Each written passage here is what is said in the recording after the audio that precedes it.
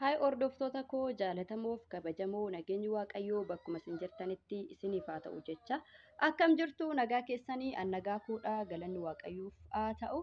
Egaa har'asii deebi'ee dhufeetan jira jechuudha. Warroonni chaanaala koof haaraa taatan sabiskiraayib gochuun maatii kiyyatti dabalama. Viidiyoon kiyya yoo isinitti tole immoo laayik gochuun dagatinaan isiniin jedha. Har'as egaa gaafii obboleettiin tokko irra deddeebitee koomentii jalaan na gaafatu tokko deebii ishii isiniif deebisuuf dhufeen jira jechuudha. Akkasuma namoonni baay'een gaafilee garaagaraa na gaafatanii jirtu. Na of kalchaa isiniin jedha. Obsa qabaadhaa. Gaafii isin na gaafattan tokko tokko yeroo hundumatti isiniifan deebisaa viidiyoo nan hojjedha. Garuu hin ariifatinaa obsa qabaadhaa. Obsaan na eegaa jechuu barbaadeni. Egaan hordoftoota kiyya gaafii hedduudha kan isin na gaafattanii waa'ee manni kee kaartaa pilaanii qabaa, kaaree meeqaa, mana kee meeqan xumurtee waa baay'ee na gaafattanii akkasuma wantoota meeshaalee gabaarraa bibbitamullee hedduu na gaafattan jechuudha hordoftoota kiyya.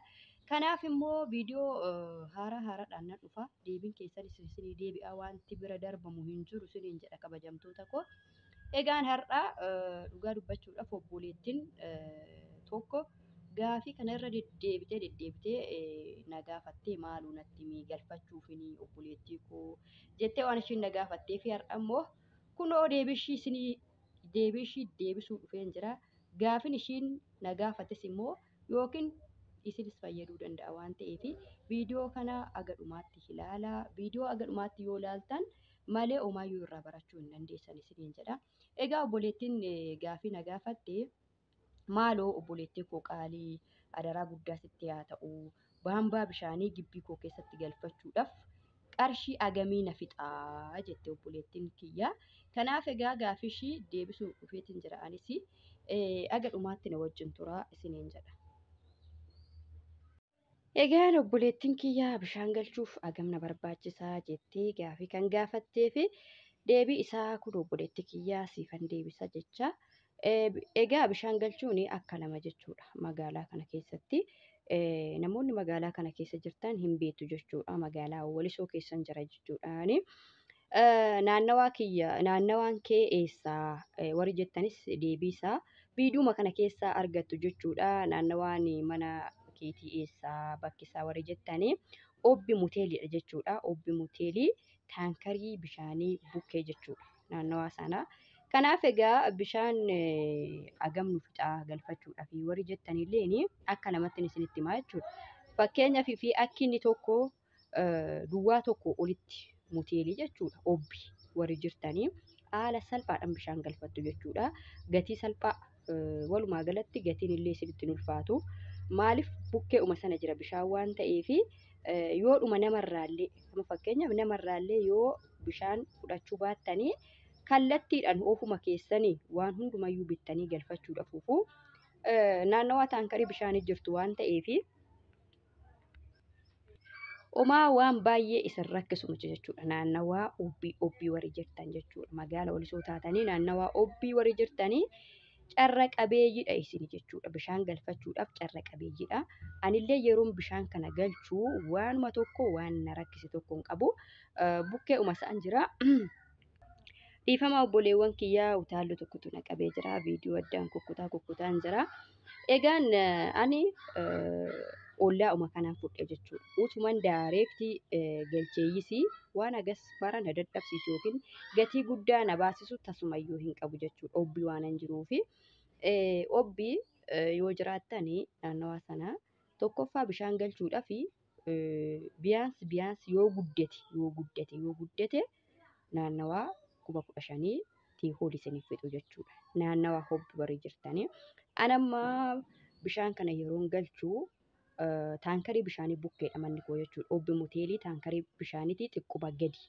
Taankariin bishaanii gararraa kiyya jira. Ani immoo xiqqoo garjallaasaan jira jechuudha. Yeroon bishaan kana galchuu namarraan asuma ollaadha. Obboleessi kiyya xalafeeti kan naa galche jechuudha. Utuman immoo daayireektii kallattiidhumaan galcheeyyisii waan agas mara gatii na baasisu hin qabu. Yeroo sana jechuudha. Walumaa galatti waan hundumaa bitee kunuu kan argaa jirtan kana hunda bitee gatii harka namaa kanfalee naannawaa 10,000tiin galche jechuudha. Yeroo sana obboleessi kiyya naannawaa obbiite gaasiniin jedheera bakkichi. Egaa naannawaa obbii jedhamu fakkeenyaaf duwwaan 2 jira, duwwaan 1 jira. Egaa bakka garaagaraatu jira mitiire naannawaan gargadii immoo sana miti jechuudha. Walumaa galatti naannawaa obbii ala yoo taatan immoo jechuudha. Obbiin ala yoo taatan yookiin magaalaa bira warri jirtanii bishaan galchuudhaa fi harka namaa jedhee waa hundumaa dabalatee jechuudha. Naannawaa bakka 17,000 akkam baay'ate naannawaa 17,000 caala isiniif fixu jechuudha.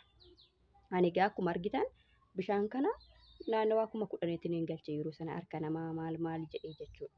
Kanaaf naannawaa 17,000 yoo akkam jabaate manni keessan xiqqoo haala fageenyarra haala namarraa fakkeenyaaf yeroo fudhattan haala fageenyarratti hundaa'uu qaba jechuudha. Zimbiloo miti wanti hunduu fakkeenyaaf fi naannawaa caafirra manni kee caafirra jira yoo ta'e ollaa baay'een hin jiru yoo ta'e namni bishaan galche yookiin namuma tokko yookiin inniyyuu sirraa baay'ee fagaata yoo ta'e biyaansi 20,000 si fixuu danda'a jechuudha.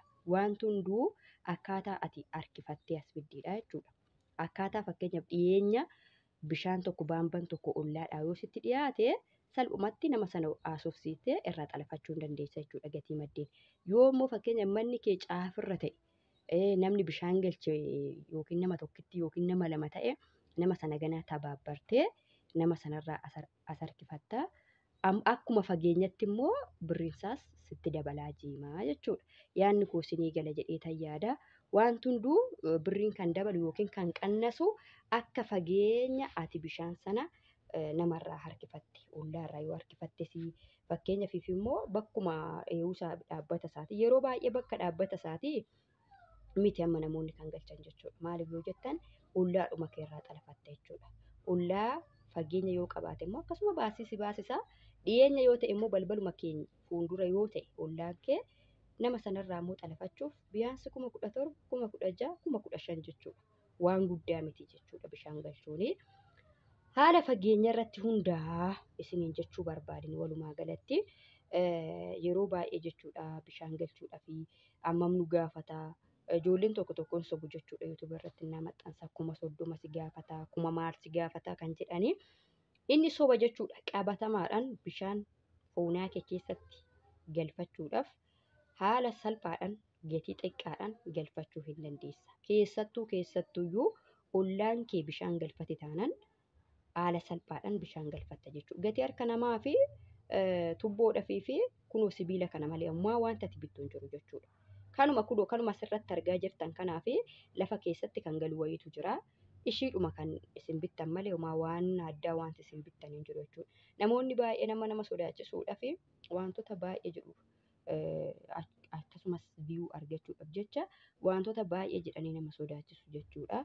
Jireenya namatti waddachuuf yaaddoo keessa nama galchuu jechuudha. Namoonni baay'een 20,000, 50,000 fa'aa, 30,000 fa'aa, 40 fa'aa siin fixaa bishaan galchuu fi maal bishaan galchuun immoo haala salphaadhaan hin danda'amu. Maal jedhu garuu bishaan galchuun itti karoorsite taanaan nama qabaate taanaan ollaan kee bishaan galfatee jira taanaan haala salphaadhaan bishaan guyyaa 2 keessatti bishaan galchita jechuudha. Nama yeroon bishaan kana galchuu bakka itti karoorsee gibbii koo keessatti bishaan naaf haa galu jedhee murteessee obboleessa kiyyatti nan himee torbee umanan akkana jedheetti bishaan galche jedhee natti hime jechuudha. Obboleessi kiyya umaa waan guddaa miti jechuudha. Kana fakkaata siin jedha obboleettii kiyya deebiin keessi deebi'ee jira. Egaa warri kaanis jechuudha yeroo namni tokko gaafii gaafatu deebii isaa yeroo deebi'etti jechuudha isinis fayyaduu danda'a waan ta'eef viidiyoo kana aga dhumaatti daawwadhaan isiniin jedha hordoftoota kiyya. Viidiyoo laayikii naa godhaa adaraa keessan na jajjabeessaa akkasuma gaafii baay'ee warroonni na gaafattan immoo dhiifama narraa ta'aatii deebii keessanii tooraan isiniif hin deebisa. Aga viidiyoo biraatiin walitti deebinutti fayyaa nagaa naaf ta'a. Baay'ee.